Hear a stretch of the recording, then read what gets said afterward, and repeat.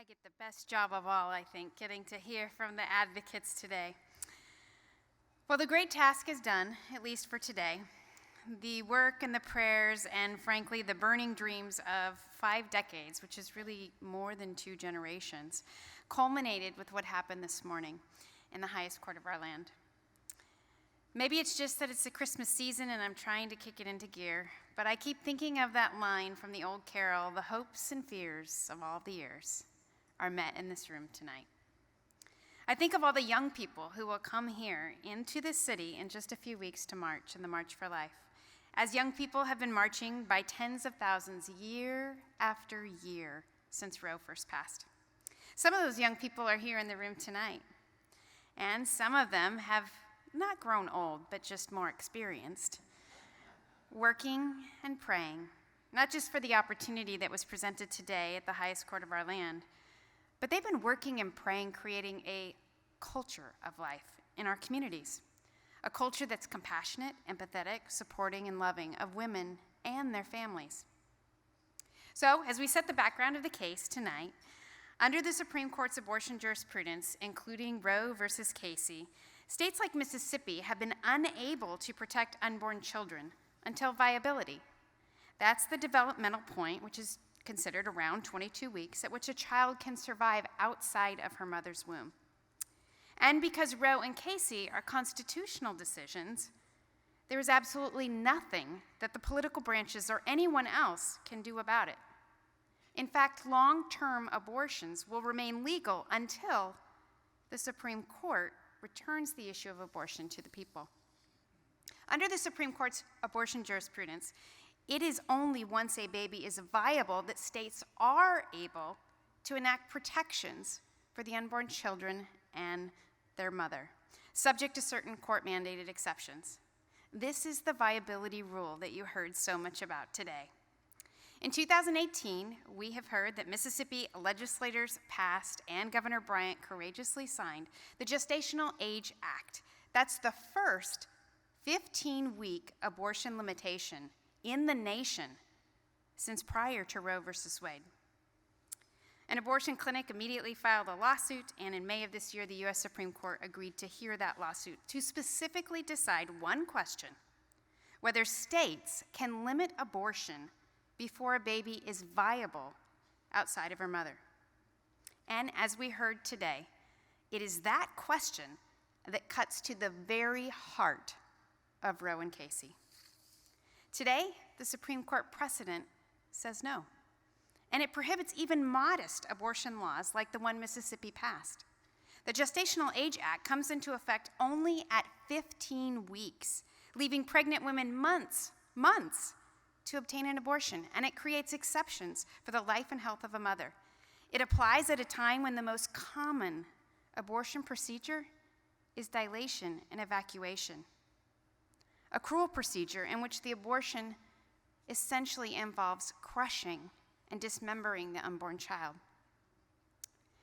It protects the life of an unborn child who at 15 weeks can hear her mother's heartbeat, can move, can stretch, can open and close the fingers, can smile, can hiccup. The child is fully taken on human form. And emerging scientific evidence suggests that she can likely feel pain as early as 12 weeks. Yet despite this modest reach, the lower federal courts struck down this law, finding that Roe and its progeny forbid states from restricting abortion prior to viability, no matter how strong the state's interest is. You see, the radicalness of abortion policy mandated by Roe is illuminated also by the global protections for the unborn. The 15-week law at issue in Dobbs is at least as permissive as the abortion laws of over, guess how much? 90% of other countries. As the Chief Justice noted today, the United States is one of only a handful of countries that allows abortion up until viability, and we are one of 4 countries, including in the company of China and North Korea, that allow elective abortion throughout pregnancy. Under Roe, the United States provides less protection to unborn life than nearly every other country in the world. It's time for Roe to go. and it's time for the least among us to have something better. This evening, it's my privilege to introduce to you some extraordinary people who have bravely advocated for life in the highest court of our land and in the court of public opinion, and they've done it with excellence. First, Attorney General Lynn Fitch. General Fitch was sworn in Mississippi as Mississippi's 40th Attorney General, and as you heard, the first woman Attorney General in the state. She has more than 35 years of legal experience, both in private practice and in public interest work, and she served as Mississippi's elected state treasurer for 8 years before she became its chief legal officer. General Fitch has ensured throughout this case that her office has championed life in the courtroom and the public square winsomely and with great compassion. Second, you'll hear from Scott Stewart, Solicitor General Scott Stewart. Scott served as a law clerk to two of our favorite jurists, Justice Clarence Thomas and Judge O'Scanlan of the U.S. Court of Appeals for the Ninth Circuit. Prior to Scott's tenure as Mississippi's Solicitor General, Scott presented more than 40 different oral arguments as he was working at the Department of Justice. And today, he argued his first Supreme Court decision in Dobbs, again, with excellence. Finally, Erin Hawley will join us. Erin serves as senior counsel here at Alliance Defending Freedom, and before joining ADF, she practiced appellate law at firms like Kirkland & Ellis, Bancroft, and King & Spalding. She's litigated extensively before the U.S. Supreme Court and the Federal Courts of Appeals, and served as counsel to U.S. Attorney General Michael Mukasey. Erin also clerked at the U.S. Supreme Court for Chief Justice John Roberts, and with Judge Wilkinson in the Fourth Circuit. And Erin has had the privilege of assisting Mississippi through the litigation at the Supreme Court. So would you please welcome our panel?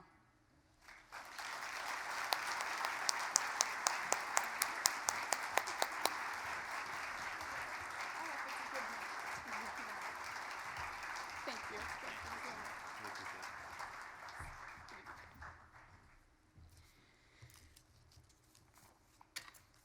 General Fitch, I want to start with you. We've talked already, you're the first female Attorney General in Mississippi, and you just continue to make history.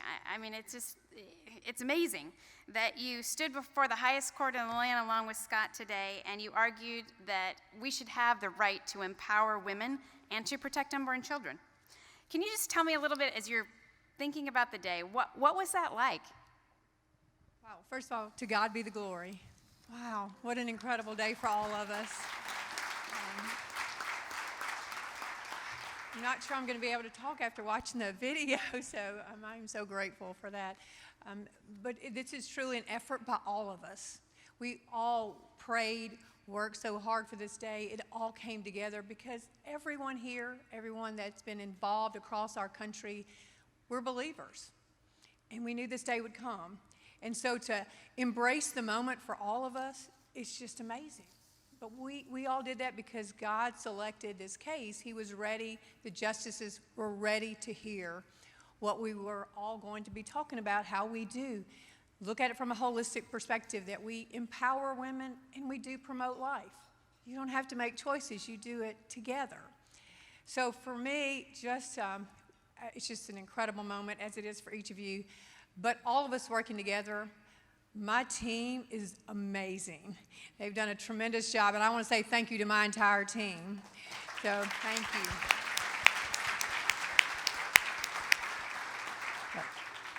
I'm so grateful that we've gotten to this point. And again, it took everyone here, everyone praying, again, looking forward to the day that we would get here. I've been practicing for a long time, and I don't think I ever thought I would see this moment.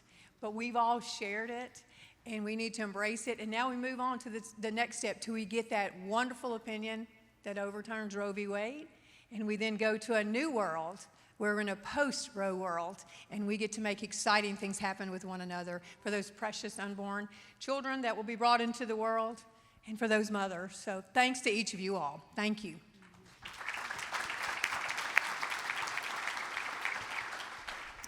One of the things I love when you're talking about the case, you have such passion and conviction about it, and it just comes, it's so clear. Yes, it's your duty to defend the laws. That's what an attorney general does. But this law and the way that you've gone about it, you've made it clear that it's exceptionally important to you to defend life, to defend the unborn, to protect women. Why is that, and are there a few moments during the course of the last few months or even today that stick out to you that you'll just remember? There's so many. I think about all the different times that we have been together, or we've been working on getting ready for the brief, how every partner, every friend, everyone stepped up. So, just amazing things. Like the rally, everything has come together seamlessly because everybody believed in making it happen today. So, just reflecting back as it all came together, the strategic plan, everyone, again, doing their part, seeing people who had not been involved step up, who wanted to be a part of the movement, again, just it's so exciting. And, for me to be able to work with all of you and to really stop and reflect about how we are empowering these women, how we are going to help these beautiful children become into the world, and that we all had a part in that. And so there's just so many times we would stop, we worked, late hours, through the weekend, whatever it took to get to this moment. It's almost surreal. It's like I can't believe we're all here.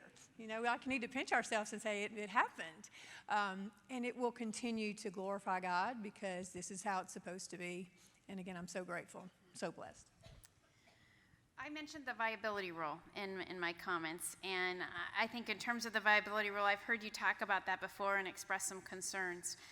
Can you talk a little bit about the concerns you have about the viability rule and the opportunity that was here to set the law correctly? Absolutely. With that being the question, as we all looked at it, we all worked together. Again, it's all about the partnerships.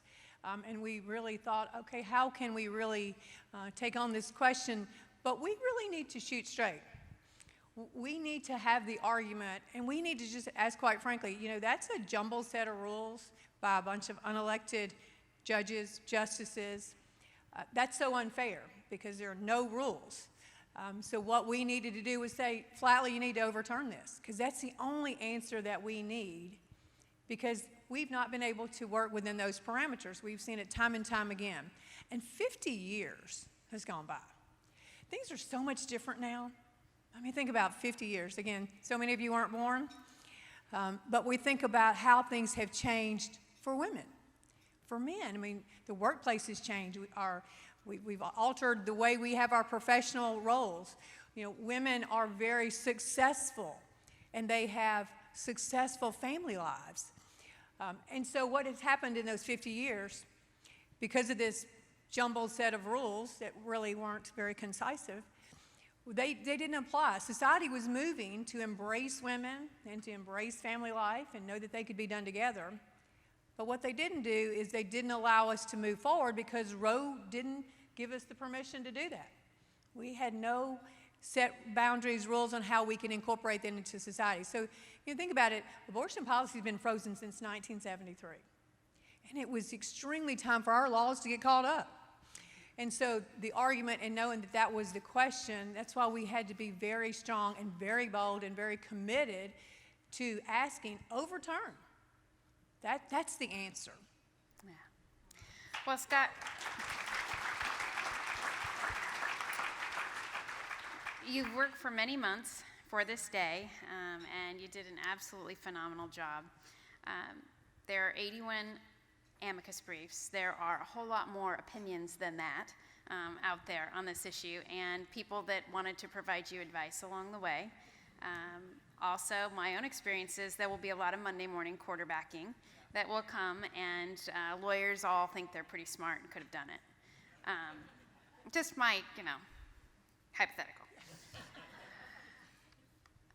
I guess what I want to say and make sure that this audience knows is that at the end of the day, it's a team that gets you there, but at the end of the day, you're the one standing there, and you're taking those questions, and that burden falls on you, and the angst falls on you. And so for that, I commend you. Thank you.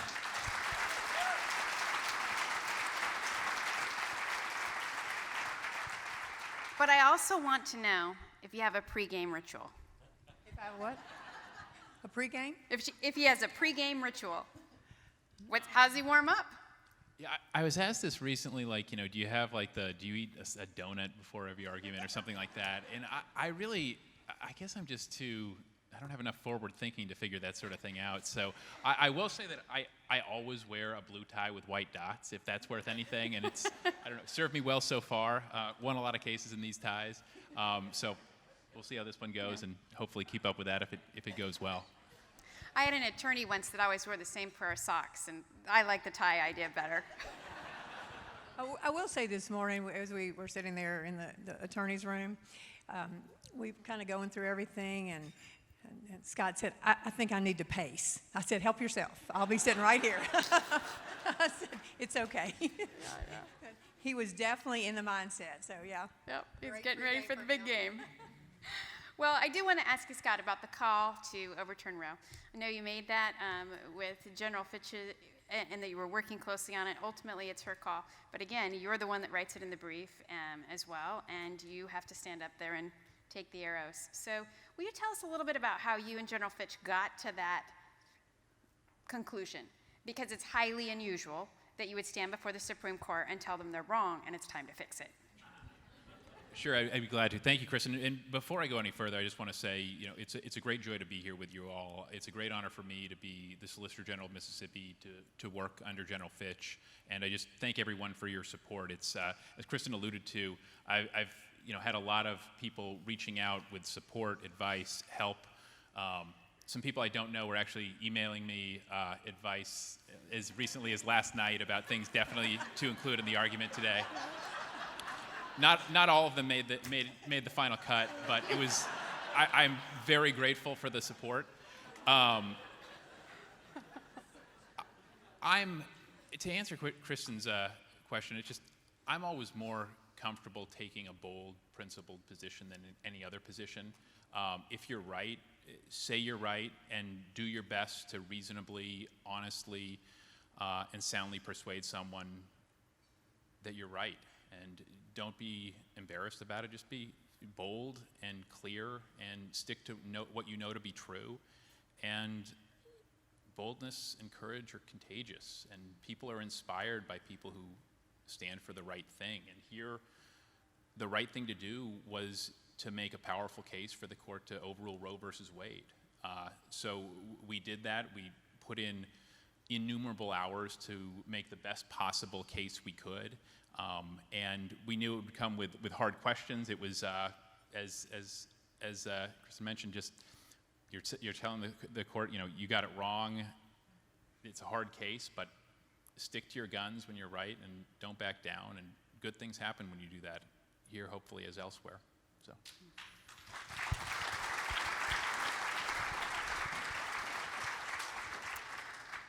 One of the things I enjoyed about your argument the most was that there were several moments where the justices said things that were wrong, in terms of the position. And instead of going along to get along, you respectfully disagreed with it and let them know that you respectfully disagreed with it.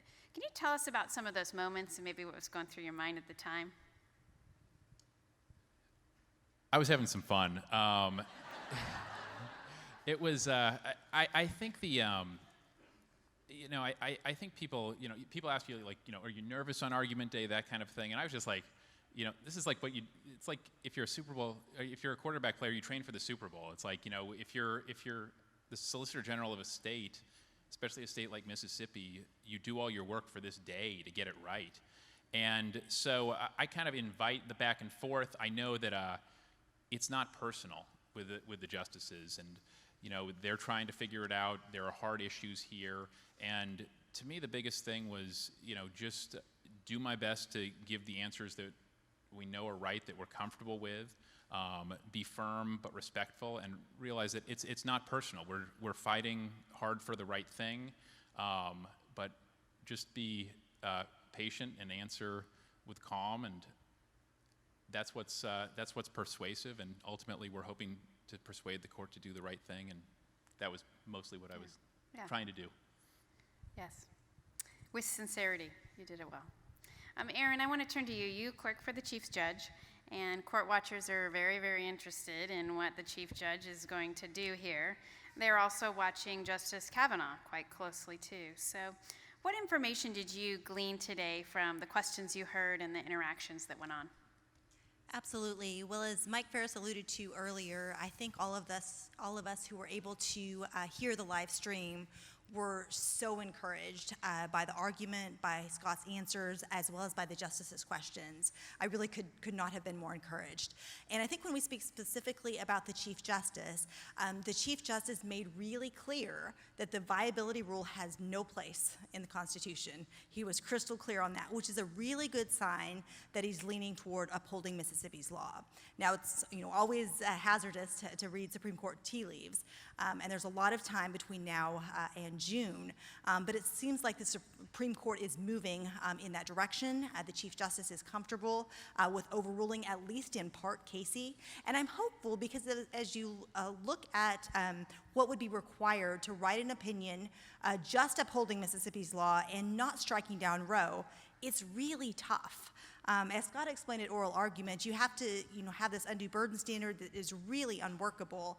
And how do you write that in a principled way? And you're sort of upholding Casey, but you're also sort of overruling it. So what does that even look like? So I'm hoping as the justices get into the writing process that the chief will be persuaded that we should just go all of the way. I was even more encouraged by Justice Kavanaugh's questions. I think he asked questions both of Jackson Women's Health Clinic as well as Scott about isn't the Constitution neutral? It's neither pro-life nor pro-choice, and given that, shouldn't we as the Supreme Court be scrupulously neutral? And of course, Scott answered yes. That's a fantastic idea.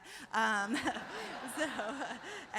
I think that Justice Kavanaugh, at least, was really of the mindset that maybe we should get the court out of this business of legislating abortion law.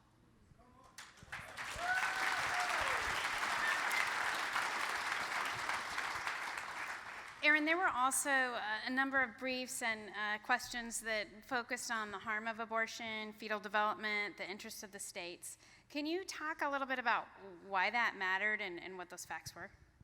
Absolutely. So there were so many great amicus briefs that focused on the different harms that abortion causes. There were briefs that laid out that in the past 20 years, for example, there's been increasing data and evidence showing the harms that abortion causes to women, the increasing health risks that increase exponentially as gestational age goes along, as well as the mental health risks of abortion. And then, of course, we have what the Supreme Court recognized in the second Carhart case, the integrity of the medical profession. And as you mentioned, Kristen, the most common procedure at 15 weeks, which Mississippi's law thankfully prohibits, is dilation and evacuation, which is a really brutal procedure. And then thirdly, and maybe most importantly, is the protection of the unborn child. And again, as you mentioned, it's actually interesting. The Roe Court talked about the potentiality of human life. And then you see a picture in one of the amicus briefs of an ultrasound in 1973, and you really couldn't see much. And then today you look at an old 4D ultrasound of a 15-week-old baby, and as Scott said, that the baby has fully taken on the human form. She can smile, she can taste what her mother tastes, all of these things, and she can even likely feel pain. And regardless of who is right on the pain factor, certainly states are entitled to take that into account. The fact that the baby can move, that she can stretch, that she can possibly feel pain should be on the table when states are considering abortion policy. We heard some questioning today, Scott, and the respondent has also argued that if the court were to overturn Roe and Casey, it would be mired in politics. Justice Kavanaugh also in his questions today rebutted that in some sense by essentially saying multiple times that the Constitution is silent on the issue and seemed to advocate for some sort of neutrality, even saying scrupulously neutral. What are the consequences, would you say, of asking the justices to draw lines on such a politically charged issue? It's a good question. It's one that I'm glad the argument touched on so well. It's the problem in this area, and we were able to emphasize this during argument, is that judges their job is to act based on neutral principles, to look to a constitution, to look to an authoritative text, to look to a rule of law, to a history, a tradition. And the problem with abortion is that the Constitution doesn't speak to it. It does, as Justice Kavanaugh said, scrupulously neutral on the question, which got our position exactly right. And when the Constitution doesn't give an answer, judges have to look within themselves. They just can't look to the law. And when they take that on, when they start drawing those lines, that's the task of a legislature. I alluded to an observation that Justice Gorsuch had made about judges need a neutral principle, something outside of themselves. Otherwise, they just look within, and that ends up inevitably being their own political or policy judgment. It's not a knock on them. It's just inevitable.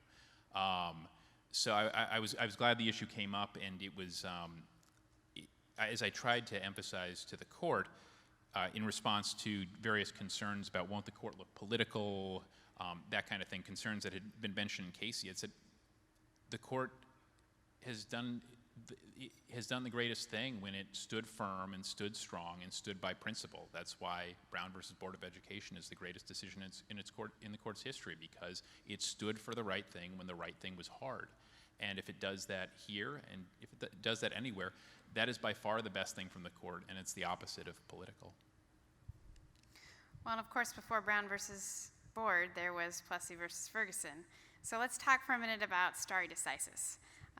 For those non-lawyers in the room, stare decisis was a term that was thrown around quite a bit, or at least the principles of that today in your argument. And what respondents would argue is that stare decisis means that the court should be very reluctant to overturn past decisions. And you had to respond to that. Justice Kavanaugh had a few questions on that as well, and even naming some cases that have overturned past precedents. How do you think that the stare decisis doctrine will work itself out and be applied potentially in this decision? Sure. Well, as I tried to emphasize to the court, half of our brief, more than half of our brief, was devoted to stare decisis. And what that's really about is that the court doesn't want every case to be a new adventure. Part of a core attribute of law is stability, predictability, rules not changing with trends or different membership on the court. So when the court looks to overturn a precedent, it looks, are there special grounds, are there particularly strong justifications for doing it? And we devoted a great number of reasons in our brief, and I urged the justices to embrace those reasons today, and said, a number of them were, Roe and Casey, they aren't just wrong, they're egregiously wrong. They uniquely recognize a fundamental right to end a human life. They've proven hopelessly unworkable. No one can agree on what they mean. The Supreme Court can't even agree on what Casey means, and we're now almost 30 years after Casey. They've inflicted profound damage on the nation, our politics, our discourse. They've kept states shackled to a view of the facts that's decades out of date, and they remain 30 and 50 years on outliers in the law. So those are all kind of factors we emphasized and said, look, you have every reason to overrule Roe and Casey. And my hope would be the court embraces those, but we emphasize them for a reason because, as you alluded to, Kristen, Justice Kavanaugh here and in a recent very thorough opinion on stare decisis really emphasized, look, we're very careful to overrule precedent, but some of the greatest decisions in the court's history are overruling precedent. There was, of course, the overruling of Plessy. Justice Kavanaugh mentioned a good number of major, important, fundamental cases today during the argument, and I think it was spot on to recognize, look, the question here is the court delivering on the principles that the Constitution promises, particularly when the stakes are very high?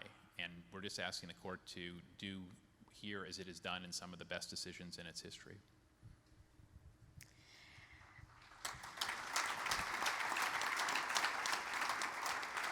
And I just have to ask, but you can decline to answer because I probably would.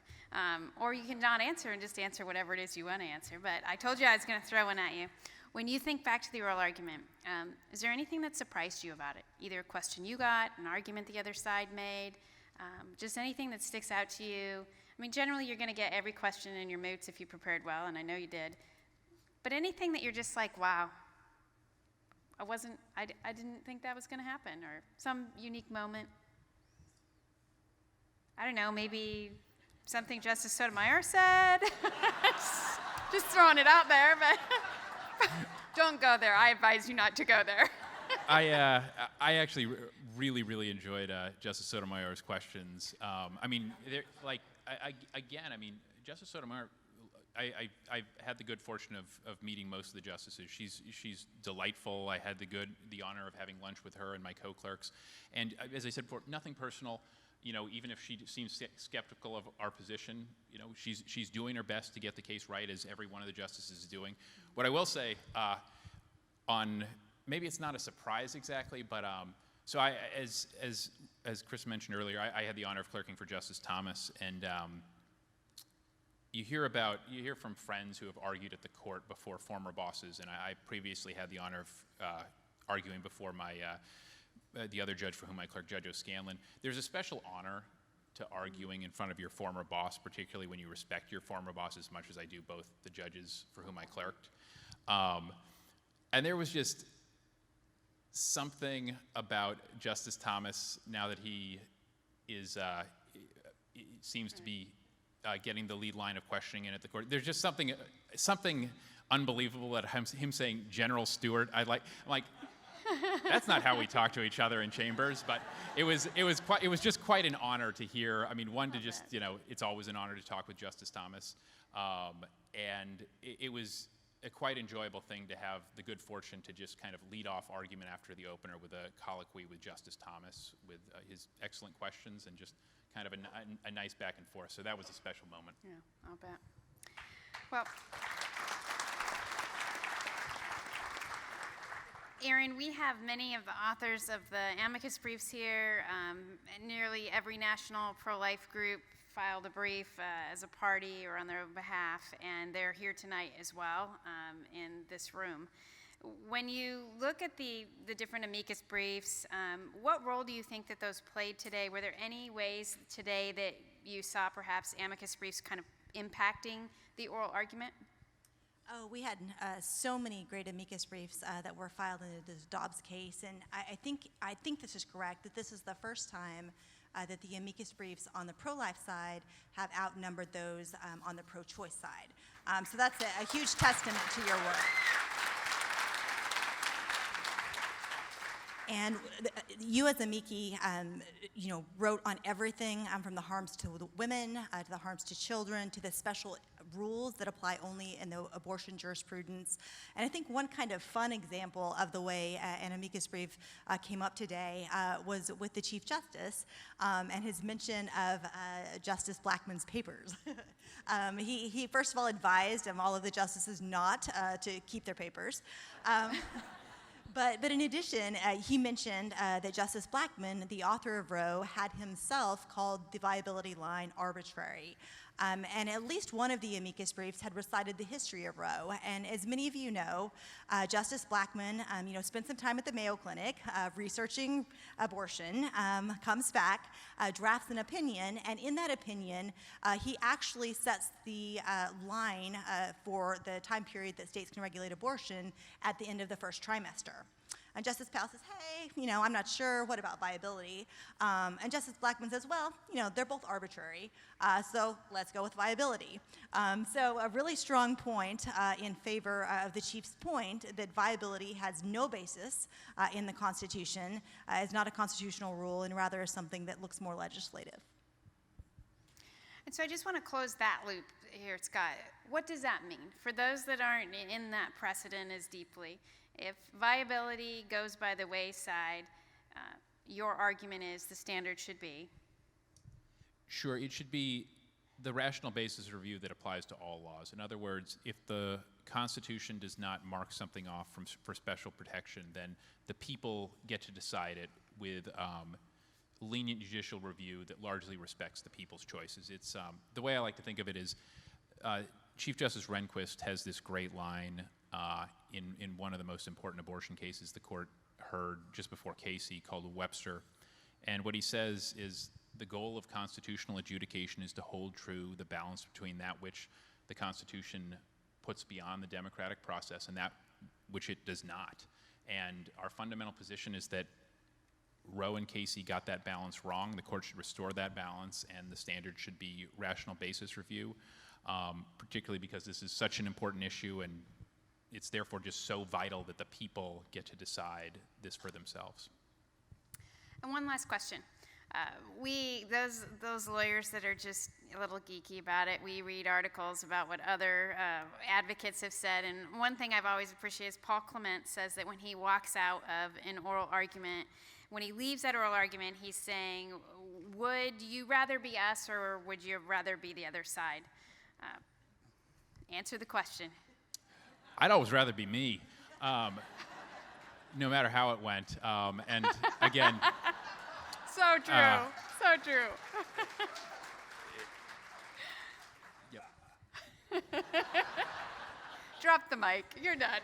That was very true. Okay, Erin, I want to ask you, in terms of the options, the way it plays out, I think it's probably better for you to prognosticate than the gentleman who just argued the case. And there are certain options that could come out of this. Can you just lay out what we're looking at, the possibilities might be?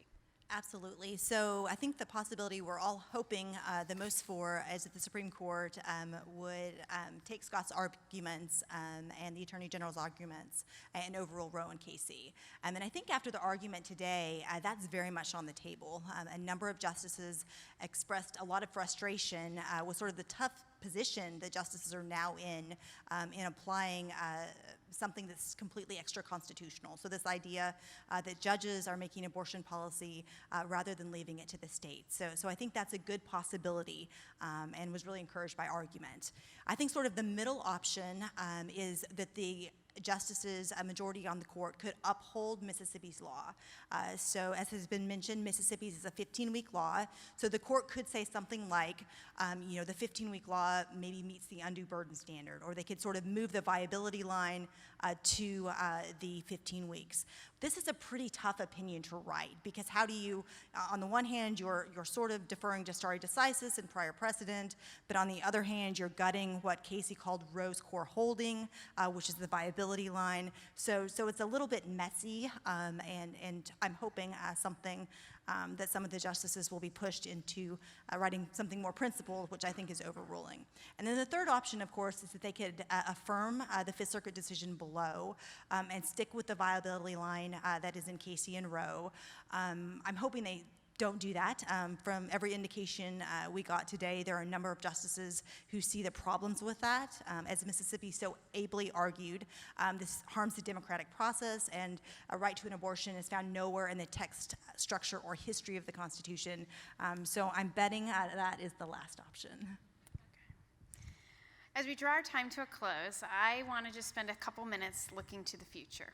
What does a perhaps post-Roe world look like, assuming that the court strikes down Roe, essentially overturns it, and these questions return to the individual states? As we do that, I think it's vital that we acknowledge that these are difficult issues for women. This is a difficult choice, that many times unplanned pregnancies are a result of challenging and even deeply, deeply painful circumstances. It can be a very tough journey to walk. And one of the things I've loved about hearing you advocate in the public square in terms of this case is, General Fitch, how you've talked about abortion doesn't have to be the end of that story, and that really to empower women, abortion doesn't empower women, it disempowers women. Can you tell us a little bit about how you see that playing out as we consider a post-Roe America? Absolutely. It's going to be a great time when we get there. And today is the launch off. But absolutely, as we return it to the states, the tapestry will be different. But it's our responsibility to be there for those women, for those children, to help along the ways. They are tough choices. We need to support them. I mean, I thank you for all that you've each done to make this happen. But there's some more days ahead of us. We have to be there supporting. We have to be embracing. Abortion is not the answer. And some of those women have some very difficult times. They live in poverty, or they're in an abusive relationship, or they don't have a degree or job training, or they don't have a great support network to help them. Well, we need to rally together and be there for them. We need to be helping them along the journey, because as we help them, we help that child. And it's important.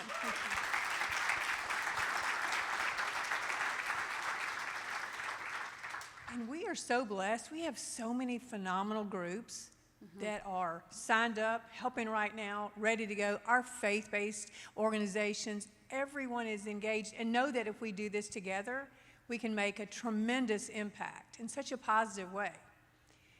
But we also have some other hard work that we all have to do. We have to continue to work with our outstanding legislators and our governors, because we need to make sure that those laws that are being passed both empower women and promote life. And so we've got some great days. It's an incredible message, and I truly believe that we're going to attain that.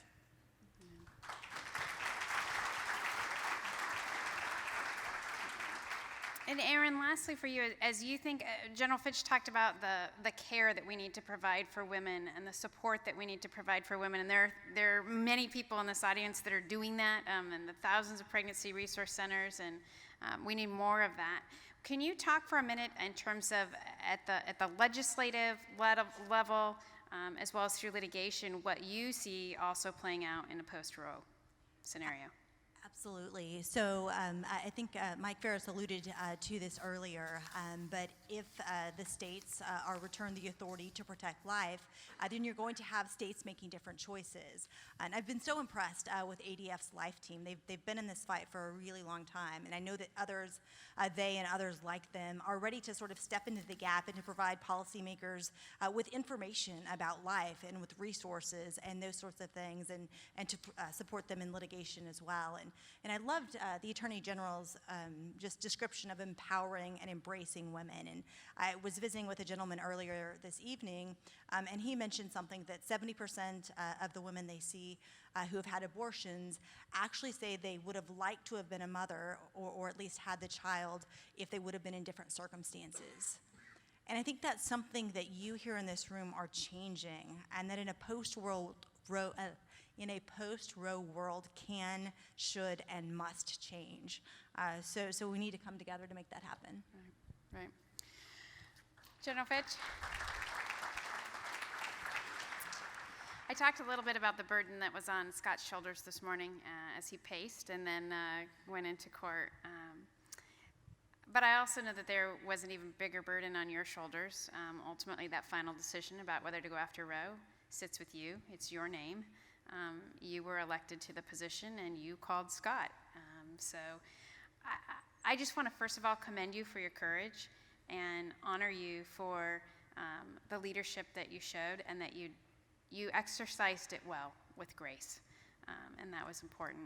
In terms of the final word for tonight, though, I also think that because of that, I want to make sure you have the opportunity to have the final word on the panel in terms of what would you like our friends in the audience returning home when they're thinking about this day, when they're thinking about the evening, when they're focusing on the months ahead, because we're not done. We don't walk away now.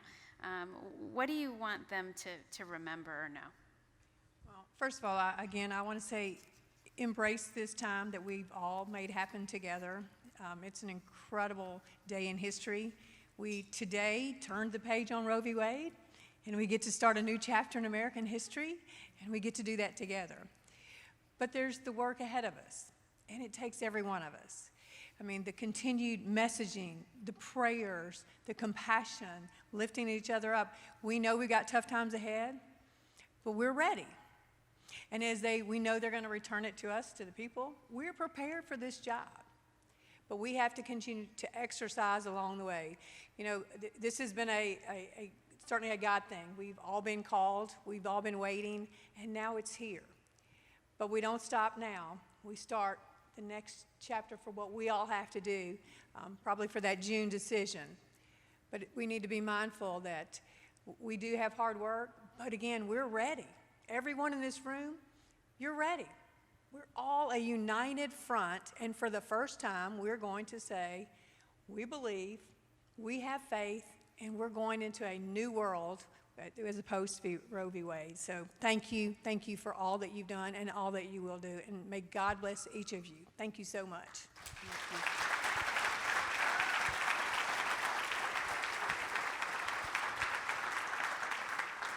As we conclude our time on the panel tonight, I just want to end with one final thought that I think captures the night so well. We don't protect life, as General Fitch talked about, for abstract or philosophical purposes. It's not a theoretical question. 63 million lives have been lost since Roe versus Wade came to be. And the scripture also tells us that every human being is made in God's image, that they're worthy of dignity, that they're worthy of respect, and that they are created for a specific purpose. We work to give these tiny children their moment, to bring them into the light of day, to grow into the remarkable, one-of-a-kind purpose for which each of them and each of us was tenderly created. So, the miracle is that each life, in fulfilling its purpose, does so much to bless and to strengthen all of the rest of us. Thank you. Thank you for the panel.